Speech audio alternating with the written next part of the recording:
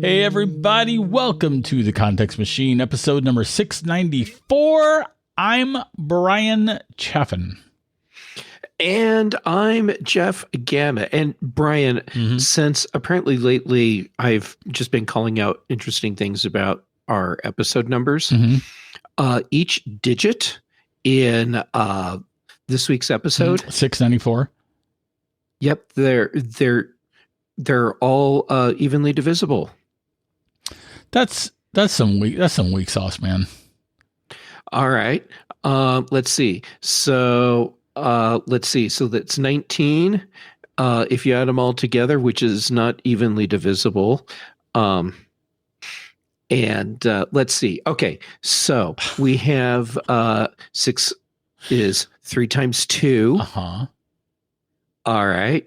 And 9 is 2 threes. Ooh. Oh, good Lord. You can also use contextmachine.io to reach out to us, or you can find us on Mastodon at Context Machine, or on Blue Sky at contextmachine.bsky.social. And I am not rewarding your misbehavior, sir. Yeah, well, whatever, because we have 2 sponsors today, Bryan, and that's cool. Pretty awesome. That is awesome. Yeah, we have Framer and Copilot Money, so that's really cool. Yeah. Also, look, it's not my fault that 694 is not that remarkable of a number, but I tried. Okay. Yeah, but I tried to make it feel special at a special time. You already had the great one where you did the like it wasn't the last one, was it? Anyway, whatever. We'll tell you more about Framer and Copilot Money in the show. Yeah. Later in the show, we're going to tell you more about them. That's what we're going to do. Yeah, so we should talk about other things before that. Yeah, we should. Just to build up the excitement. Yeah, that's fair. That's fair. I wanted to talk a little bit about this Malwarebytes.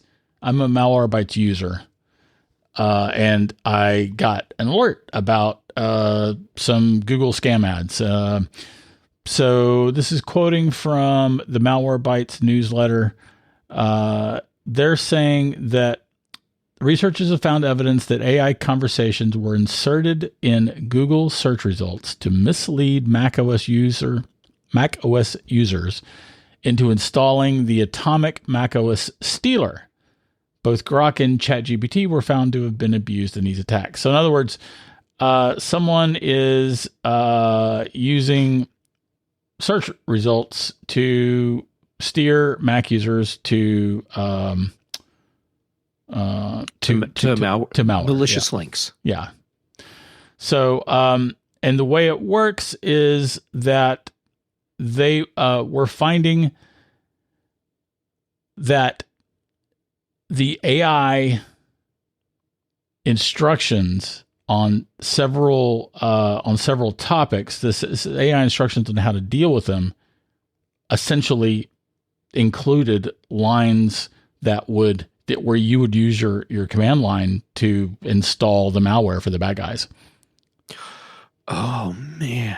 So, okay, I imagine there's some people that would be like, well, that's really stupid. You can just look at what you're copying and pasting. Okay, for a lot of people, it might as well be gibberish that they're copying. Yeah. They have no idea. Yeah. Yeah. And that's horrible. Yeah, it is horrible. And so we wanted to make sure that everyone was aware of this. They include some instructions. We have a link to this article. Of course we will. Yeah. Do you have that link already? Nope, I don't think you do. Yes. No, I do. Google Ads funnel Mac users to poison to AI chats that spread the Amos info stealer by Peter Arntz. Yes. Arntz. Are you high today? It's funny you should ask that. No, but with the insane wind storms we've been having, like on Wednesday and today as we're recording, it's like hurricane force winds, gusts over 100 miles an hour, all of that. And so the barometric pressure has been like this crazy roller coaster, and it affects me clearly in a really messed up way. Right. That's fair. All right. So they have a section in this Malwarebytes article titled "How to Stay Safe." I'm going to quote from some of that, from some of that, because I feel like there's some really great advice in here. So this is a quote. I'm going to say but I'm actually quoting the person who wrote the article. So he says, quote, "First and foremost, and I can't say this often enough, don't click on sponsored search results. We have seen so many cases where sponsored results lead to malware that we recommend skipping them or make sure you never see them. At best, they cost the company you look for money. Sorry. At best, they cost the company money, and at worst, you fall prey to imposters." So that's terrific advice. Not clicking on sponsored search results is terrific advice. Yes, I am so with you on that. And I always scroll past the search results, sponsored search results, even if the result that I'm looking for is a sponsored result. Right. Same. And sometimes though, if it's a company that I don't particularly like, I will click on their sponsored result so that they have to pay for me to get to them. You're just a devious. I'm petty. I'm petty, and look for those ways to microtransact the big companies in particular. So anyway, they also said if you're thinking about following, this is a quote again.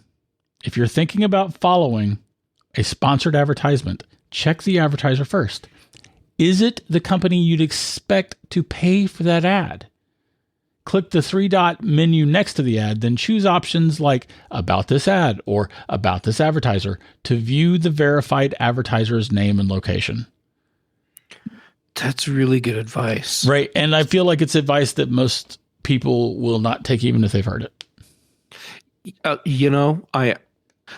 Since I scroll past the sponsored results, I'm not doing this, but I should do it anyhow. And I should be telling people about this too. So right. I'm glad that this is a thing in the article and that you called it out. Right. They also, and this will shock you, they recommend using real-time anti-malware protection. For instance, Malwarebytes. That's convenient. Yeah. They also say never run copy-pasted commands from random pages or forums, even if they're hosted on seemingly legitimate domains, and especially not commands that look like, and they've got a command that's curl ... pipe bash or similar combinations. Yeah. Yep. That's excellent advice. So if you've scanned your Mac and found the Amos information stealer, remove any suspicious login items, launch agents, or launch daemons from the library folders to ensure the malware does not persist after rebooting. Anyway, they've got more instructions on this, but I thought that this advice to not click on sponsored search results, because they are finding that more and more of these sponsored results are including links to malware. I feel like that's super important. That's super important. Yeah. And this reminds me of two things that I've recently seen. One is something like 10% of Meta's profits were derived from scam ads. Yeah. And I am sure that a not insignificant amount of Google's profits are also coming from scam ads, to wit, these sponsored posts that include links to malware. Yeah, the Facebook, the Meta ads, I saw somewhere, and of course I did not tag the article. so that I can find it again. But there's a thing about Meta has 2 different ad rates. So the scammers pay a higher ad rate. So it's like they know that they're pumping out scam ads to users. Now, Meta is Mark Zuckerberg is such a twerp. He's such an crappy little tiny twerp. He does not have the wisdom to wield the power he has amassed. I've been saying that for years. You have, and I was about to call that out for you, but you beat me to it, so well done. Mm. I was going to credit you too. Well, thanks. I'm not worried about it. It's so frustrating, man. Yeah. But bringing it back to the happy part of this, or the warm fuzzy part, at least, at the end of the article, there's a line that, and I will now quote from the Malwarebytes article, quote, "If this all sounds too difficult for you to do yourself, ask someone or a company you trust to help you." And then they have a link to their support team. So like if you're finding information for like, hey, use this command line thing to fix your problem, but now you're like, oh crap, I don't know if that's right. Their support team will actually help you. So that's very cool. Yeah, that is cool. The other article, actually, this was not an article. This is I think this is a reel that I saw, and this was a reel not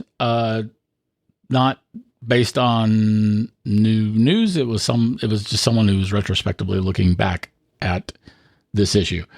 But the point of it was that Google made the tactical decision several years ago to deliberately encrapify their own search results in order to increase usage. And part of the point is this is that when you've got 80% share, how do you increase your page views? You make people have to view more pages. Yes.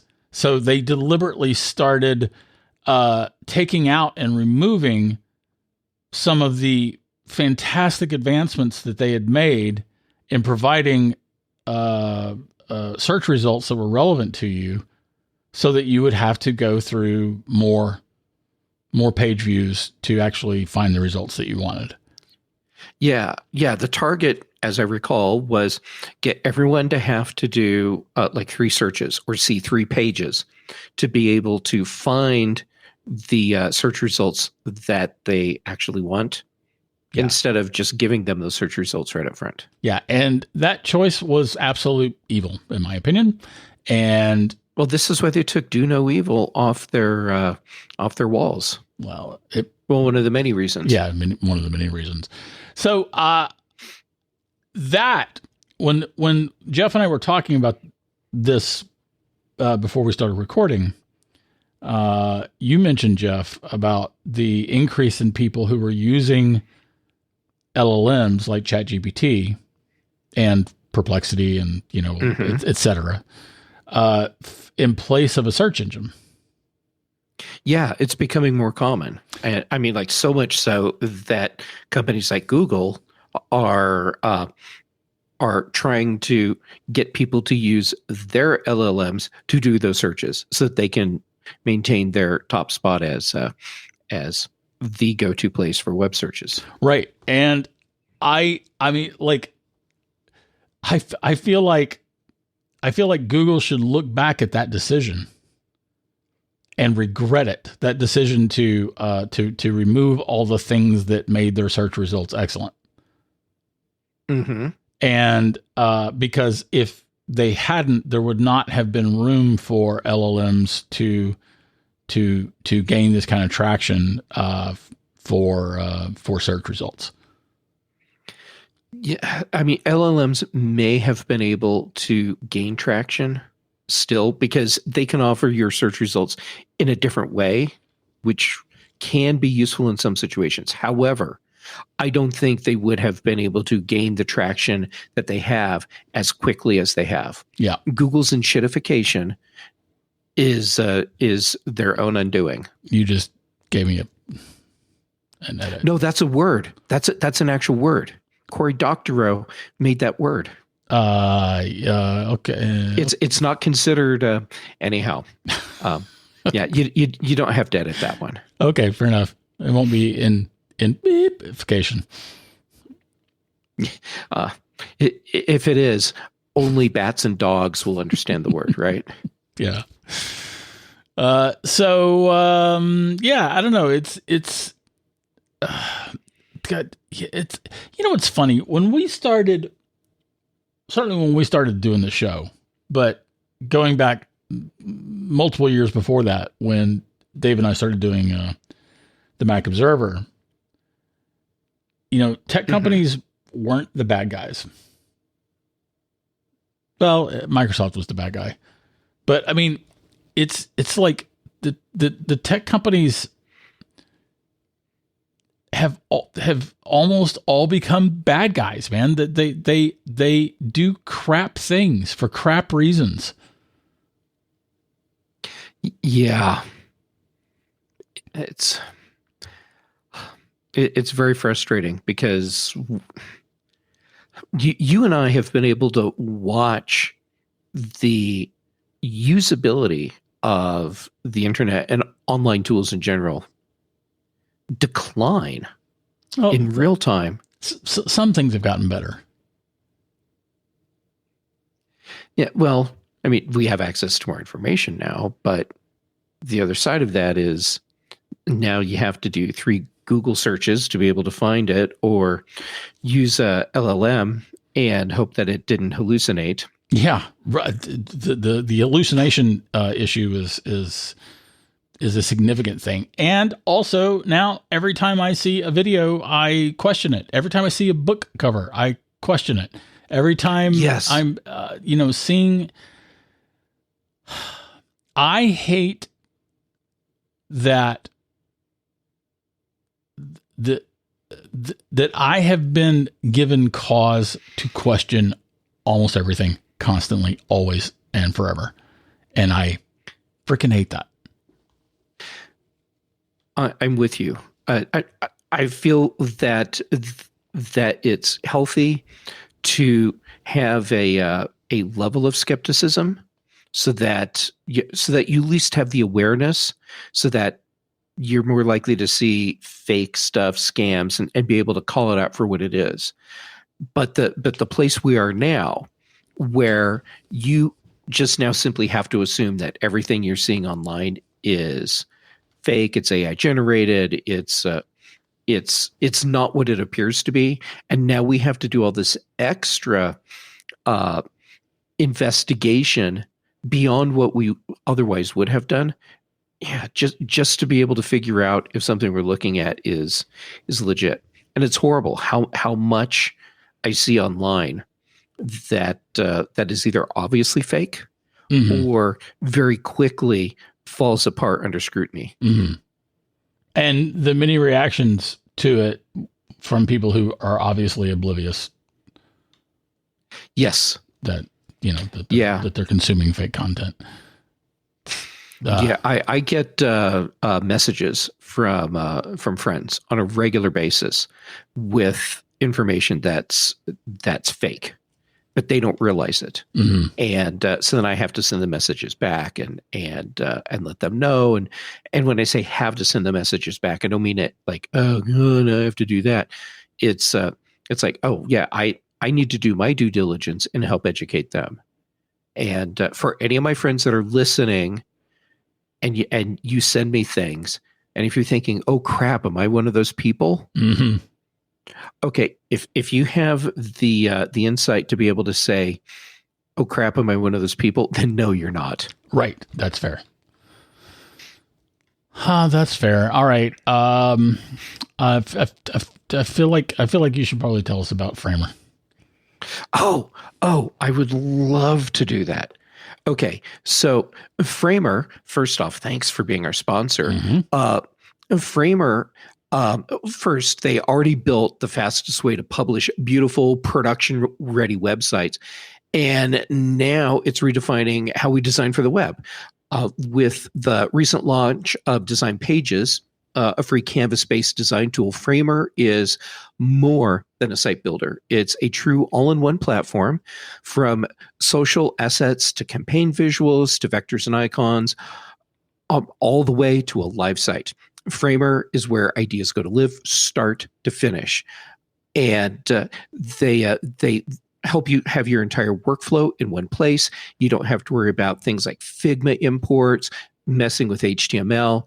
It's faster, it's cleaner, it's more efficient. So here's the deal. If you're ready to design, iterate, and publish all in one tool, start creating for free at framer.com/design and use the code TCM for a free month of Framer Pro. That's framer.com/design and use the promo code TCM. Once again, framer.com/design. Promo code is TCM. Rules and restrictions may apply. And thank you, Framer, for being our sponsor. Yes, thank you very much for being our sponsor.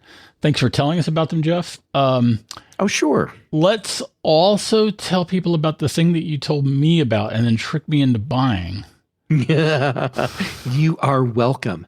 Bryan, first, if it's any consolation, I do this to Chuck Joyner from Mac Voices Live all the time. I spend so much of his money. Oh, that's excellent. I approve. Yeah. I approve. Okay, great. So I found this great app called Festivitas. And since we're in the holiday season, we assume that's what it's called. We assume that's how to pronounce the name, I should say. I'm going to take a page out of your book. We are right, Bryan. Okay, I don't know what page I wrote that on, but yes, let's go with it. So we were right. Festivitas. Yay! Festivitas. So yeah, it's this cool little holiday app that lets you put like holiday light strings on your menu bar and on your dock on your Mac. You can make it snow on your home screen, and it'll even keep track of where your mouse pointer is. So the snow blows away from your mouse pointer, so that you're not having to look at obscured whatever's on your screen because snow's in the way. And they even do this thing where they've made some shortcuts, so you can do stuff like not have the snow happening, but if it's going to snow, the shortcut is checking the weather report, and it'll make it snow on your on your desktop. And which is probably more convenient for places that have snow. True. Okay, so place here like Colorado, where apparently we used to have snow. Yeah, that'd be great. But now you have hurricanes. Yeah. Oh, holy forking shirt balls. Yeah. But yeah, you can change the lights. You have a bunch of settings for that. You can change the settings for snow, and it's just this fun, cool little app. And it's a pay what you want app. And their suggested price is €4, which is just totally worth it for a little bit of happiness on your desktop. And they do have an iPhone and an iPad app as well, which you can download for free, but it's feature limited. So unless you pay. Unless you pay, yeah. Yep. And if you pay, then it does this thing with the widgets, so that you can have like light strings that go up one side of your iPhone or iPad display across the top, and then down the other, and still have all of your app icons where they're supposed to be.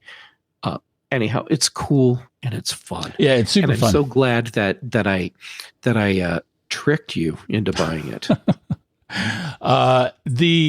So one thing I would like to know is, are these snowflakes, are they fractal, and are they all different? I'm sure that that's not the case, because that would be an incredible CPU load, but I would love it if they were. Well, if they mimic real snowflakes, apparently the thing you and I were taught as kids, that every single snowflake is unique, is not true. La, la, la, la. So, I can't hear you. La, la, la, la. Oh, no. I ruined part of Brian's reality. Okay. So everywhere except around Bryan. Yes. Yeah. Yeah. Anyway, regardless, the snow is cool. I've had it going on my screen now for about an hour and a half. And I have largely accepted its presence, even though it's incredibly distracting. And I also turned on wind. So you can turn wind that will have the snowflakes blowing in a particular direction. So that, coupled with the force field, I've been using that strategically to get the snow out of my way. Also, I realized that the lights will also move away from. Yes, if you get your cursor near the light strands, they pop up out of the way. Right. That's actually super convenient. This app is fun, folks. You should check it out.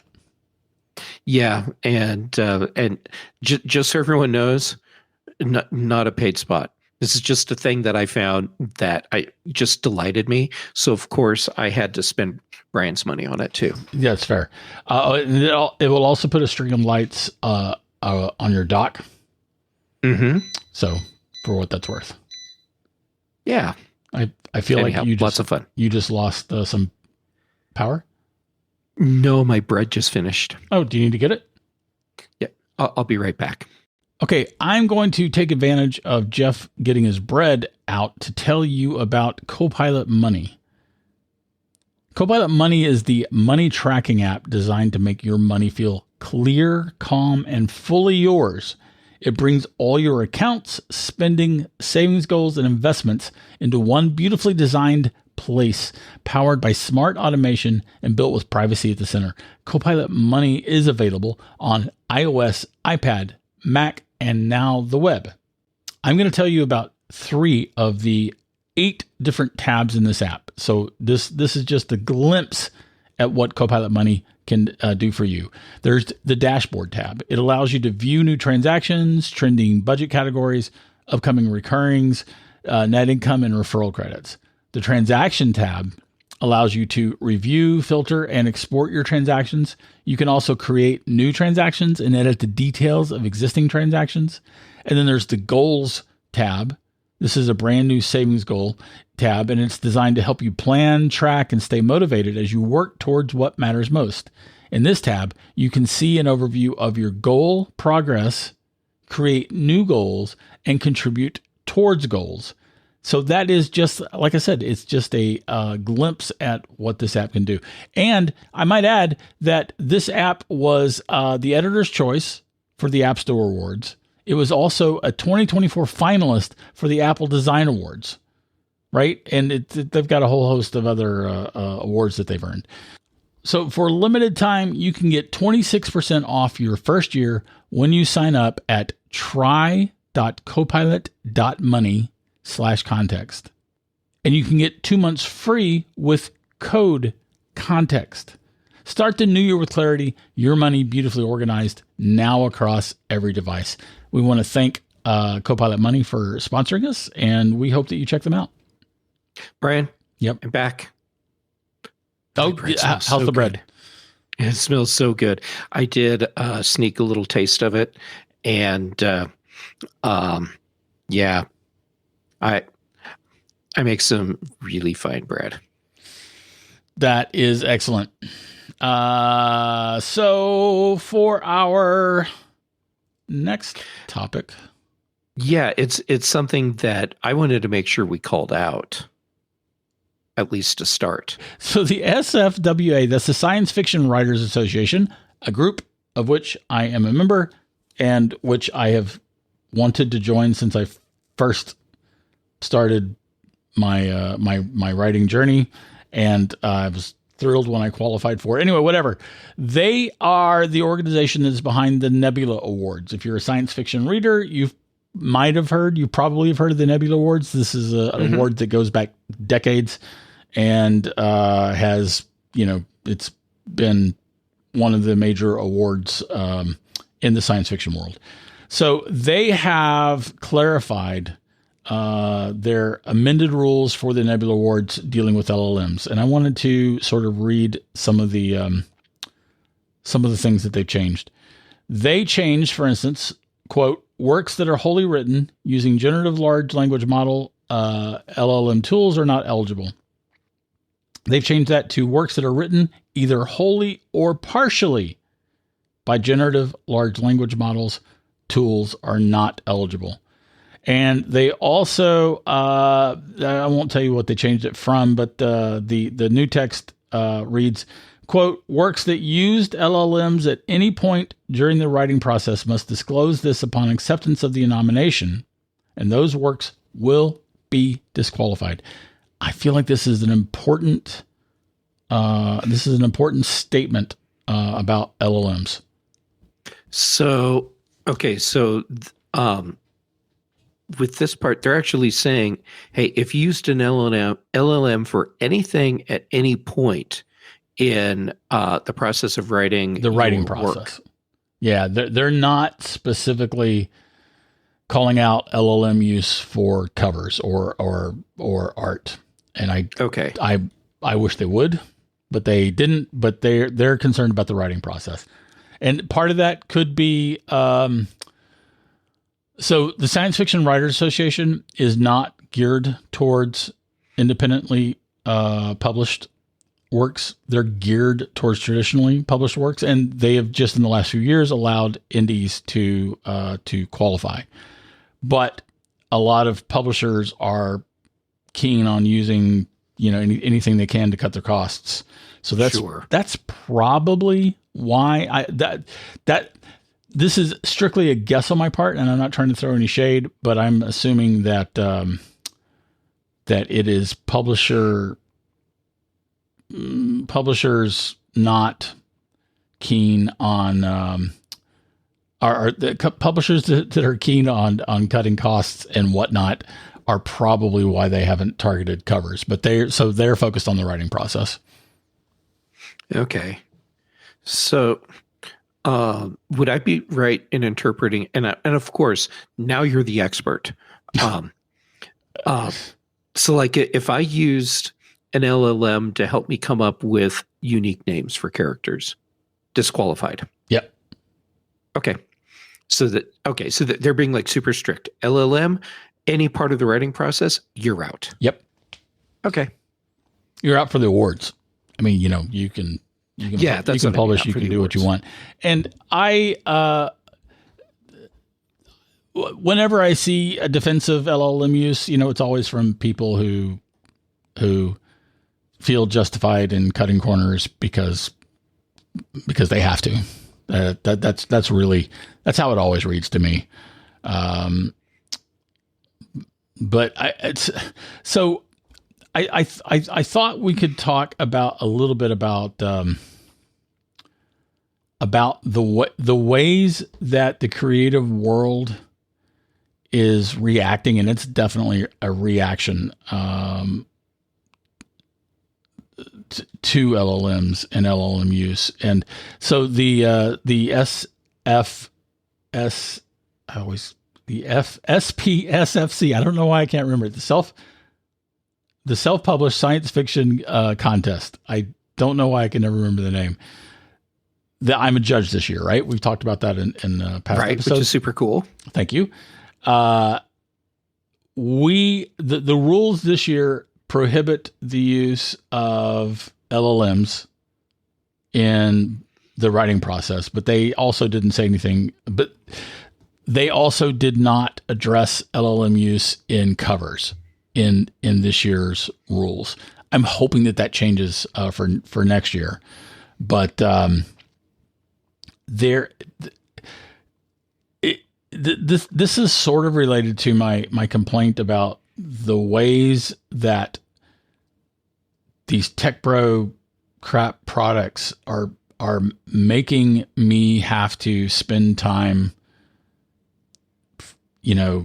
being careful and wary and disbelieving and, and just like, I hate that I had to spend my time and effort to react against this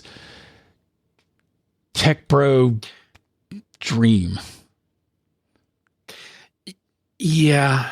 There's a meme that I have seen that that really clicked for me, and and I'm paraphrasing a little bit because I can't remember the exact wording, but it's AI was supposed to do my laundry and whatever so that I could focus on my art, not AI do my art so that I could focus on doing my laundry. Yeah. Right.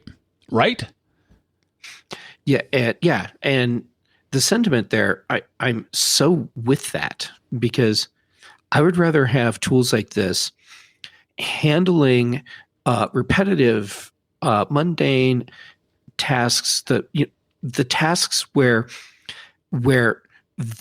it can go in and find details and information that I might otherwise miss.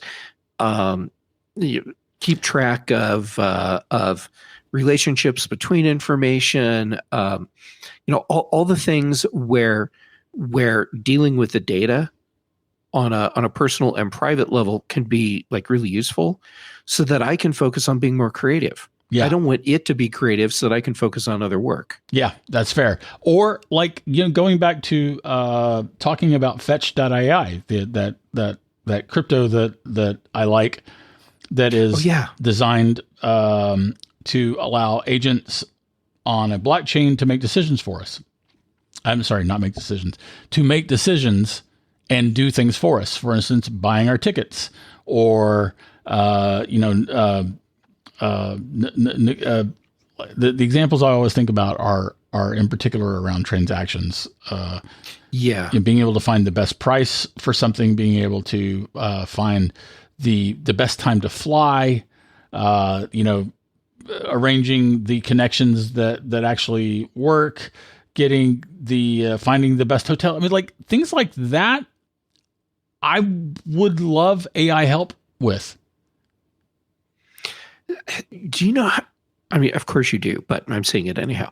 Do you know how useful this would have been if something like that was a thing back when we were both at Mac Observer and we were going to big conferences like CES, Macworld Expo, when that was still a thing? Mm-hmm. Being able to say, hey, we have 5 people that oh my God. Here's where everyone lives. Okay.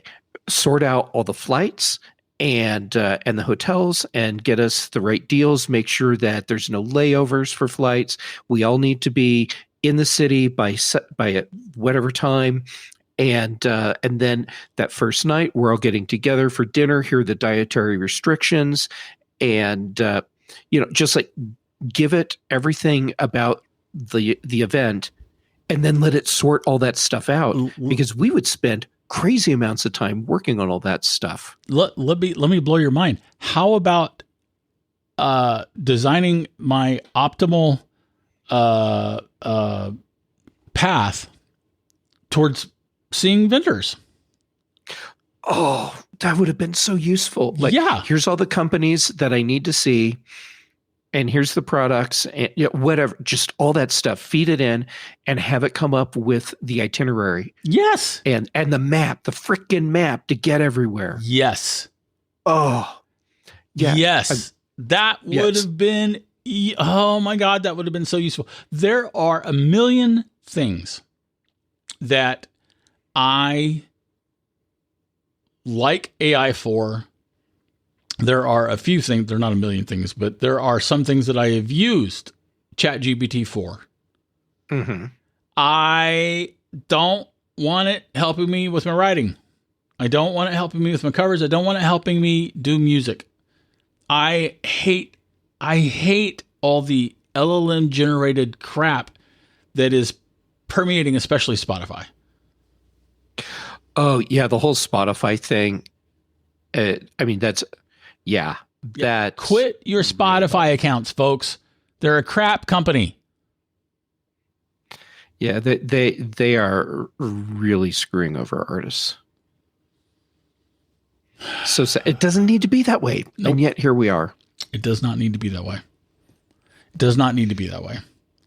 Yeah. But there are some tech bros who think that they can get rich from it, and so far are getting rich. Yeah. Yeah. On the conference thing, CES was so big, and it was big enough that we had to have top people at the event and top people not at the event just to make it all work together. Mm-hmm.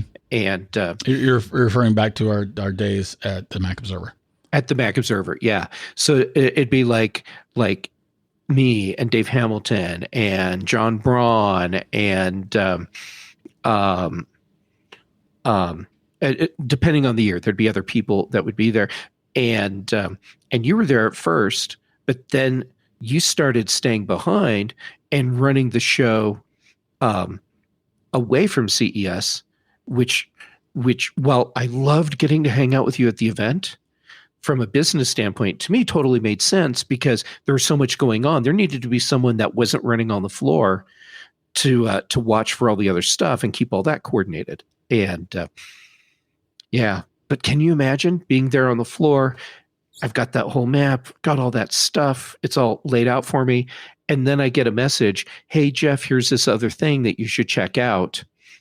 And then I just give it to the AI and it sorts it all out for me. Right. I assume that we will get to a place where that will be a reality. I would love that. But see, that's like really useful AI for me on a personal level. Yeah, same. Yeah. And I know I've said it before, so I won't go deep into it, but there's so many really useful ways that AI is already benefiting us, like in pharmaceuticals and cybersecurity and stuff like that. Or like on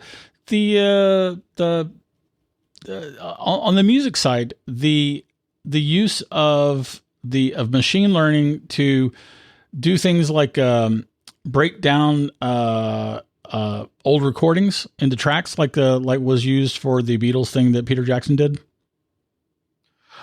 Oh yeah, right. Yeah. I mean, that super legit, awesome use of machine learning, which is the real world. The real word for what is called AI. It's actually machine learning, right? And there are what am I trying to say? The software that Peter Jackson used for that has been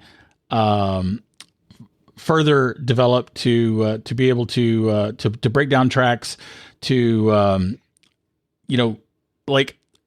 that's not a thing that is replacing human creativity. That's replacing human drudgery. Yeah. And in a case like that, it's also recovering what was up until that point forever lost. Yeah. Which is, the original recordings with everything broken out. Yeah. And the Beatles used it for the last singles that they did. Oh, okay. So anyway, there are places for machine learning. There are places for generative AI. There are places for LLMs. I would like to see it gotten out of the creative space, the creation creative space. Yeah, I'm with you on that. Yeah.